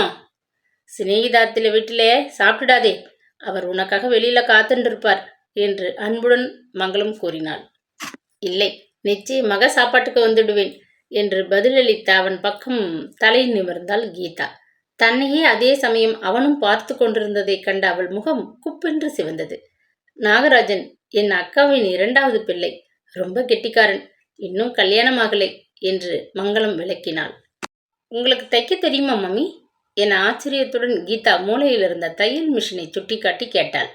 ஏதோ தைப்பேன், ஆனால் ஒன்றும் சரியாகவே அமையறதில்லை. வேண்டுமானால் நீங்கள் 2 பேரும் வந்து எது வேணுமானாலும் தைத்து கொள்ளுங்கோ. மிஷின் உபயோகிக்காமல் வீணா துருப்பிடிச்சுதான் போறது என்றாள் மங்களம். ஆகட்டும் மாமி என்று கூறிய 2 பெண்களும் வீட்டுக்கு போக விடை பெற்று கொண்டு கிளம்பினார்கள். தோட்டத்து முன்பக்கத்து சிநேகிகள் இருவரும் சேர்ந்தாற்போல் ஒரே சமயத்தில் வேலி அருகில் வந்து பேச ஆரம்பித்தார்கள். அப்பாடி, என் கண்கள் இன்று பிழைத்தன. எங்கே பார், யாரை பார், தாத்தாவிலிருந்து நம் வீட்டு அம்பிசாய்வாதி பயல் வரை பொருந்துமோ பொருந்தாதோ, எல்லோருக்கும் ஒரு புல்கோட் பூந்தடலில் முதலாக புஷ்கோட் இல்லாமல் கதர் ஷர்ட்டில் பார்க்கும் நாகரிக புருஷன் இவன் ஒருவன்தான் என்று விமலா கூறிவிட்டு சிரித்தாள். நீ ரொம்ப கெட்டிக்காரிதான், ஒரே பார்வையிலேயே அந்த மனிதரை படம் பிடித்து கொண்டு விட்டாயே என்று கீதா வியந்தாள். உன்னிடம் பேசிய பொழுது நீ அவனை கவனிக்கவில்லை என்ற கூறுகிறாய் என்று விமலாவின் குரலில் கோபம் துணித்தது.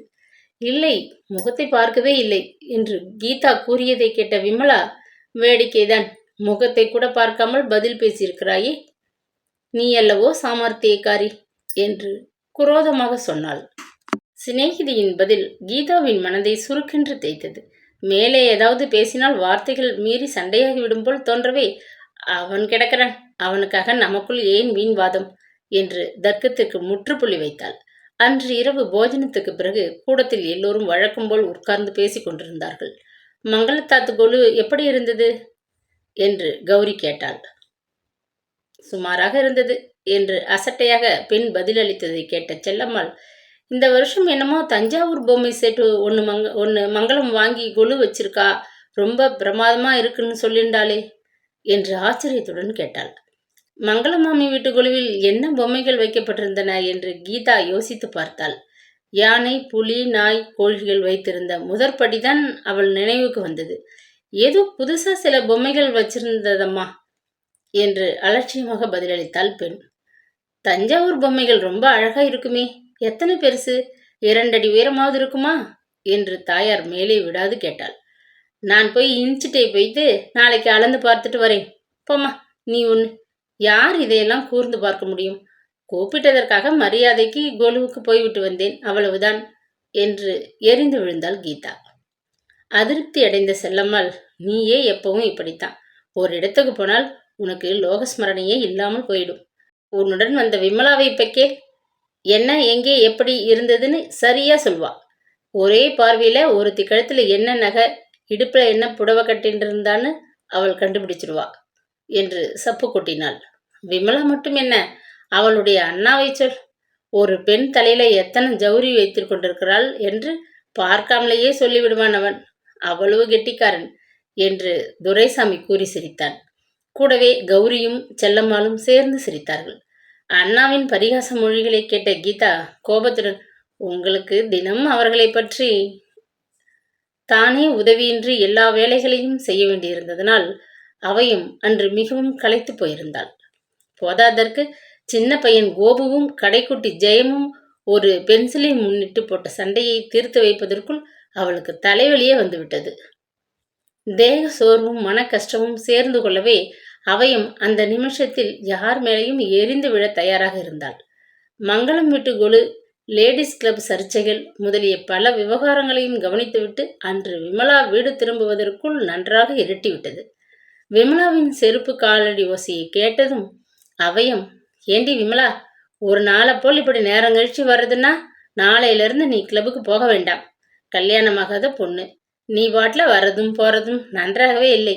ஆமாம், நான் சொல்லிட்டேன் என்று கோபத்துடன் உச்சஸ்தாயில் அதட்டினாள். விமலாவுக்கு தாயாரிடம் அப்படி ஒன்றும் பிரமாதமான கிளி இல்லை. தாயார் இருந்த மனநிலையில் அப்பொழுது எதிர்த்து பேசினால் வீண் சண்டைதான் மிச்சமாகும் என்று அனுபவத்தில் அறிந்திருந்தாள் அவள். ஆகவே, சரி அம்மா, இனிமேல் நான் சீக்கிரமே திரும்பி வந்துடுறேன். இன்னைக்கு மட்டும் தவறி போய் நாழி ஆயிடுச்சு என்று சமாதானம் சொல்லிவிட்டு உட்புறம் நழுவி விட்டாள். மறுநாள் காலை விமலாவுக்கு என்ன வேலை செய்வதென்றே விளங்கவில்லை. ஊசி நூல் போட்டிருந்த சிறு பெட்டியை திறந்து ஜாமான்களை ஆராய்ந்ததில் 1 மாதத்திற்கு முன் துவக்கி விட்டிருந்த கம்பளி ஸ்வெட்டர் கண்களில் தென்பட்டது. அதை எடுத்து வைத்துக்கொண்டு சமையல் அறைக்கு முன் உள்ள வராந்தாவில் உட்கார்ந்து கொண்டு பின்னல் வேலையை ஆரம்பித்தாள். வராந்தாவின் எதிர்பக்க சுவரில் மாட்டியிருந்த பெரிய கண்ணாடி முன்பு தலைவாரி கொண்டிருந்தான் சிவராமன். கண்ணாடி வழியாக தங்கை செய்யும் வேலையை கவனித்தான். அவனுக்கு சிரிப்புதான் வந்தது. விமலா ஏதாவது ஒரு காரியத்தை முழுவதும் செய்து முடித்திருக்கிறாளா என்று தனக்குள்ளே வேந்து கொண்ட சிவராமன், விமலா, நீ பின்னுகிற வேகத்தில் அந்த ஸ்வெட்டர் என்னுடைய பேரன் காலத்திலாவது முடியுமா என்று கேட்டுவிட்டு சிரித்தான். போ அண்ணா, இதே வேலையாக இருந்தா எத்தனை நாழியாகும் ஸ்வெட்டர் முடிய? இதை கையில் எடுக்கும் போதெல்லாம் வேறு வேலை குறுக்கிட்டு விடுவதனால்தான் தாமதம் என்று தாயாரை அருமையாக கூப்பிட்டாள். இப்ப அம்மாவுக்கு என்ன வச்சிருக்க? ஏன் கூப்பிடுற? எனக்கு கை வேலை கிடக்கு என உள்ளிருந்தபடியே இறைந்தாள் அவையும். நேத்திக்கு கீதா கட்டி கொண்டு வந்தாளே அம்மா, அந்த புடவையை போல கிளப்பிலே ஹேமா கூட கட்டி கொண்டு இருந்தாம்மா. நம்ம நாராயணன் கடையில தான் புதுசா அந்த தினசு வந்திருக்காம் என்று கூறிவிட்டு ஆவலுடன் சமையல் அறை பக்கம் பார்த்தாள் விமலா. கீதாவுக்கும் ஹேமாவுக்கும் என்ன கொள்ளை? நினைத்த புடவையை வாங்கி கட்டிக்கொள்வார்கள் மகராஜிகள். அவளோட நீ போட்டி போட முடியுமோடி என்று அதட்டிய தாயார் இன்னும் ஏதோ தன்னை பற்றி மெதுவாக முணுமுணுப்பதை கேட்ட விமலாவின் முகம் வாட்டமடைந்து, ஒன்று நன்றாயிருக்கேன்னு வாயால் கூட சொல்லக்கூடாதா இந்த வீட்டில் என்று மெதுவாக சொன்ன அவள் கையில் இருந்த கம்பளி சட்டையை மனக்கசப்புடன் தரை மீது எறிந்தாள். ஆமா, நேற்று கீதா இங்கே வந்தாளா என்ன என்று ஆவலுடன் கேட்ட சிவராமன் சற்றென்று தங்கையின் பக்கம் திரும்பினான். கீதா என்ற பெயரை கேட்டதும் அவன் முகத்தில் ஏற்பட்ட பிரகாசத்தை பாராதவள் போல் சகோதரி இடத்தை விட்டு எழுந்திருந்தாள்.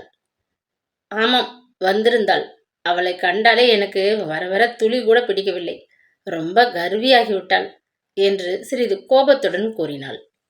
ஏன் திடீரென்று உன் சிநேகிதி மேல இவ்வளவு வெறுப்பு என்று ஹாஸ்யமாக கேட்ட சிவராமன் தங்கையின் பதிலுக்காக ஆவலுடன் அவளை பார்த்தான். கண்டால் வெறுப்பு ஒண்ணுமில்லை அண்ணா, அவளை பிடிக்கவில்லை, அவ்வளவுதான் என்று மழுப்பிவிட்டு அவ்விடத்தை விட்டு போக திரும்பினாள் விமலா. நேற்றுக்கு இவா 2 பேரும் சேர்ந்து மங்களத்தாத்துக்கு குழுவுக்கு போனா. பேச்சுவாக்கில் ஏதாவது மனஸ்தாபம் போல இருக்கு. 2 பேருக்கும் இன்னைக்கு சிநேகிதியை பிடிக்காது, நாளைக்கு பிடிக்கும். இவா சமாச்சாரம் தான் தெரிஞ்சு கிடக்கே. அவளோட என்ன விவாதம்? இலை போட்டிருக்கேன், உன் ஆபீஸுக்கு நாழியாட போறது என்று பிள்ளையை எச்சரித்து கொண்டே தாயார் சமையல் அறையிலிருந்து வெளியில் வந்தாள். கீதாவுக்கும் உனக்கும் டூவாக்கும் என்று கேட்டுவிட்டு கேலியாக சிவராமன் சிரித்தான். உன் விஷயமாக அவள் என்னை அவமதித்து பேசினாள், அதிலிருந்து எனக்கு அவளை பிடிக்கவில்லை என்று பட்டென்று பதிலளித்தாள் தங்கை. என் விஷயமாகவா என்று வியப்பு தாங்காத சிவராமன் உரத்த குரலில் கேட்டான். ஆமாம், என் அண்ணா சிவராமனை கல்யாணம் செய்து கொள்வதை பற்றி உன் அபிப்பிராயம் என்ன என்று நான் அவளை சில நாட்களுக்கு முன்பு கேட்டேன். தனக்கு பிடிக்கவில்லை என்று ஒரு வார்த்தையில் சொல்லிவிட்டு போகாமல் என் மனதை புண்பண்ணும்படி பேசிவிட்டாள் என்று தங்கை கூறினாள். அதை கேட்ட சிவராமன் கீழ்தொட்டை பற்களினால் ஒரு தடவை கடித்து கொண்டான். ஏண்டி விமலா, நீ தான் ஆகட்டும் அப்படி பச்சையா ஒரு பெண்ணை போய் எங்க அண்ணாவை கல்யாணம் பண்ணிக்கோன்னு சொல்லலாமோ? இதெல்லாம் பெரியவள் செய்கிற காரியம் இல்லையா என்று தாயார் முடிப்பதற்குள், போதும் அம்மா, நீங்க பெரியவர்களா? எத்தனையோ தடவை செல்லம்மாமியை கேட்டதற்கு என்ன பதில் கிடைத்தது? வழவழா குழக்கழா என்று ஜாடையா மழுப்பி விட்டார் செல்லமாமி. துணிந்துதான் நான் கீதாவை கேட்டேன். கீதா பச்சை குழந்தையா என்ன காதல் கீதல் என்று கிளப்பில் 1000 சர்ச்சைகள் செய்கிறாளே, அவளை கேட்டதில் குற்றம் என்ன? இக்காலத்து பெண்கள் விஷயம் உனக்கு ஒன்றும் தெரியாது என்று இறைந்து பேசினாள் விமலா. நான் ஒன்றும் ஒரு மாலையை வைத்துக்கொண்டு கீதாவுக்காக காத்திருக்கவில்லை. ஏன் வீண் சண்டை என்று எரிச்சலுடன் சொல்லிவிட்டு சிவராமன் உள்ளே சென்றான். அது சமயம் மாடியிலிருந்து சிங்க கர்ஜனை போன்ற ஒரு துவனி கேட்டது. வெந்நீர் ரெடியா இருக்கா? கீழே வரலாமா குளிக்க என்று கர்ஜித்தது அந்த புருஷ குரல். உங்க அப்பாவுக்கு வெந்நீர் எடுத்து வை போ, மறந்தே போயிட்டேன், அவருக்கு வெளியில போகணுமே என்று விமலாவை பார்த்து அவையும் மெல்லிய குரலில் ஜாடை செய்தாள். தரையில் கிடந்த கம்பளி சட்டையை எடுத்து மேஜை மீது எறிந்தாள் விமலா. வரலாம் அப்பா என்று தகப்பனாருக்கு ஒரு குரல் கொடுத்துவிட்டு குளிக்கும் அறைக்கு ஓடினாள். அப்பா வருவதற்குள் 1000 பேருக்கு குளிக்க வெந்நீர் வைத்து விடலாம் என்ற தைரியம் அவளுக்கு. வக்கீல் வேதராமையர் வீட்டை விட்டு கிளம்பும் வரை அந்த வீட்டில் நிசப்தம் நிலவியிருக்கும். அவருடைய சிடுமூஞ்சியை கண்டுதானோ என்னவோ சதா சண்டையிட்டு ரகளை செய்யும் கோபுவும் ஜெயாவும் கூட சிறிது நேரம் சமர்த்தாக இருப்பார்கள். ஆடு திருடிய கள்ளனைப் போல அப்பாவின் முன் விழித்து கொண்டு இருக்க சிவராமனுக்கு ஒரு நாளும் பிடிக்காது. அப்பா கீழே வந்தால் அவன் மாடிக்கு போய்விடுவான். அப்பா மாடியில் இருந்தால் அவன் கீழே வந்து விடுவான். இருவரும் கீழே இருக்க நேரிட்டால் சற்றென்று தன் ஆபீஸுக்கு கிளம்பி விடுவான். குளிக்கும் அறையிலிருந்து தகப்பனார் தொண்டையை கனைக்கும் சப்தம் கேட்டதும் அவசரமாக காலில் பாதரட்சைகளை திணித்து கொண்டு ஆபீஸுக்கு புறப்பட்டான் சிவராமன். சிறிது நேரம் நிசப்தம் நிலவிய அந்த வீட்டிலிருந்து வேதராமையரும் அடுத்தபடியாக ஆபீஸுக்கு புறப்பட்டு போனார். அவர் வாயில் படி தாண்டியதும், அப்பாடா, இந்த பிராமணன் ஒரு வழியா சிறிது நேரம் வெளியில் போய் இருக்க மாட்டாரா என்று எதிர்பார்ப்பவள் போல் மூச்சை பிடித்து கொண்டிருந்த அவையும் தாராளமாக சுவாசிக்க ஆரம்பித்தாள். வீட்டில் ஒரே ஒரு ஆத்மாவிற்கு மட்டும் வேதராமையரிடம் பயம் கிடையாது என்றால் அதுதான் விமலா. அப்பாவின் முன் அவள் சினிமா பாட்டுகளை முணுமுணுத்து கொண்டு இங்கும் அங்கும் போய் வருவாள். ஏதாவது அப்பா கோபமாக சொன்னால் சில சமயம் எதிர்த்து கூட பேசிவிடுவாள். சொல்லப்போனால் அவள் அப்பாவின் செல்லப்பெண். சலுகைகள் அதிகம் அவளுக்கு உண்டு. இல்லாவிடில் பிள்ளைக்கு சம்மதியாக வேதராமையர் பெண்ணையும் காலேஜ் படிப்பு படிக்க அனுமதித்திருப்பாரா? குழந்தைகள் இருவரும் பள்ளிக்கூடம் சென்று விட்டனர். புருஷனும் பிள்ளையும் ஆபீஸிற்கு போய்விட்டார்கள். காலையிலிருந்து விடாது செய்த வேலைகளுக்கு முற்றுப்புள்ளி வைத்தது போல் 10 மணிக்கு மேல் அவையத்திற்கு ஓய்வு ஏற்பட்டது. சிரம பரிகாரம் செய்து கொள்ளும் நிமித்தம் வராந்தாவில் வந்து உட்கார்ந்தாள். அவையும் இருக்காளா என்ற குரலை கேட்டு தாயும் மகளும் ஒரு கணம் திடுக்கிட்டனர். அம்மா, இன்ஃபர்மேஷன் பீரோ வர்றதம்மா என்று காதை கடித்தாள் விமலா. பேசாம இரு, பாட்டி காதில் விழப்போகிறது என்று தாயார் ஜாடை செய்துவிட்டு, வாங்கோ பாட்டி என்று சுப்பு பாட்டியை வரவேற்றாள். ஒண்ணுமில்ல, உனக்கு ஒரு விஷயம் சொல்லிவிட்டு போகணும் தான் ஓடி வந்த என்று ஆரம்பித்த பாட்டி எதிரே வந்து உட்கார்ந்து கொண்டாள். நேத்திக்கு இப்படி போயிட்டு இருந்தேன், இந்த மங்களம் இருக்காளே, இவ என்னை கண்டு பாட்டி உள்ளே வந்துட்டு போங்கன்னு கூப்பிட்டா. போனேன். அவ சமையல்காரிக்கு வடுமாங்காய் ஊறுகாய் போட தெரியாதான். மாவுடுவை வச்சுட்டு முழிச்சுட்டு இருந்தா. அதை நான் ஊறுகாய் போட்டு கொடுத்துட்டு வந்தேன் என்றாள் சுப்பி பாட்டி. வடுமாங்காயா? இப்ப கிடைக்கிறதா என்ன? ஆச்சரியப்பட்டு கேட்டாள் அவையும். இல்ல, அதுதான் சொல்ல வர. அவ தங்க பிள்ளை ஊர்ல இருந்து வந்திருக்கானாம். அவ வீட்டு தோட்டத்துல காய்ச்சுதாம். அந்த பிள்ளையாண்டனும் இருந்தான், பார்த்தேன். பையன் ராஜா வட்டமா இருக்கான். சொத்து ஏகப்பட்டதாம். ஒரே பிள்ளையாம். அம்மா அப்பா கிடையாதாம். அக்கா மட்டும் பாவம் சிறுசிலே விதவையாய் போயிட்டா. அவ ஒருத்தி தான் வீட்டோடு இருக்காளாம். பையனுக்கு இன்னும் கல்யாணம் ஆகல. இதெல்லாம் மங்களம் என்கிட்ட சொன்னதும் எனக்கு உன்னை பத்தி தான் ஞாபகம் வந்தது என்று முடித்தாள் பாட்டி. பாட்டியின் வர்ணனை முதல் நாள் சாயங்காலம் தான் பார்த்த வாலிபன் முகத்தை விமலாவின் கவனத்திற்கு மறுபடியும் கொண்டு வந்தது. அப்படியா என்று தாயார் அவனை பற்றிய விவரங்களை சுப்பு பாட்டியிடம் கேட்டுக்கொண்டிருந்த கையில் தான் ஒன்றும் கவனிக்காதவள் போல் விமலா அவ்விடத்தை விட்டு அகன்றாள். விமலா குளித்து வேறு உடை உடித்துக்கொண்டு திரும்ப அங்க வந்த பொழுது பாட்டி வீட்டிற்கு போவதற்காக எழுந்தாள். பிராப்தப்படி நடக்கும், கவலைப்படாதே, நான் மங்களத்துக்கிட்ட எதற்கும் ஒரு வார்த்தை சொல்லி வைக்கிறேன் என்று கூறிவிட்டு, ஏண்டி அவையும், கொஞ்சம் காபி பொடி இருக்குமோடி, இருந்தா கொஞ்சம் கடனா கொடு, என் பேரன் டவுனிலிருந்து வந்ததும் திரும்ப கொடுத்துடறேன் என்று கேட்டாள் சுபி பாட்டி. இவ்வளவு நேரம் பல விஷயங்களை பாட்டி மூலம் தெரிந்து கொண்டு அகமகிழ்ந்து போயிருந்த அவையத்தை காப்பி பொடி என்ற வார்த்தை ஒரு குலுக்கு குலுக்கி விட்டது. கருப்பு மார்க்கெட்டிலும் வெள்ளை மார்க்கெட்டிலும் சிவராமன் தேடி கஷ்டப்பட்டு வீட்டுக்கு வாங்கி கொண்டு வரும் காஃபி பொடியை பாட்டிக்கு கடன் கொடுக்க அவள் சில நிமிஷங்கள் யோசித்தாள். இருங்கோ, இருக்கோ இல்லையோ பார்த்து சொல்றேன், இருங்கோ என்று உள்ளே சென்றாள். முடிவில் பாட்டி அவ்விடத்தை விட்டு சென்றதும், ஏனம்மா அதுக்கு காஃபி பொடி கொடுத்த? திருப்பியா தரப்போறது அது என்று விமலா கேட்டாள். கொடுக்காட்டா போகட்டும், வயசான கிழவி வாய் விட்டு கேட்டால் கொடுத்தேன், அது கிடக்கட்டும். நேத்து நீங்க மங்களாத்து கொலுவுக்கு போனேலே என்று தாயார் கேட்பதற்குள், ஆமாம், பாட்டி சொன்னது நிஜம்தான். மங்களம் மாமியின் அக்கா பிள்ளையாம் ஒருத்தர் வந்திருக்கிறார் என்றாள் விமலா. நீ கூட பார்த்தியா என்று தாயார் ஆவலுடன் கேட்டாள். ஆமாம், நாங்கள் அவரை பார்த்தோம். பார்க்க அழகாக இருக்கிறாரே என்று மாய்ந்து போனாள் கீதா என்று ஒரு போடு போட்டாள் விமலா.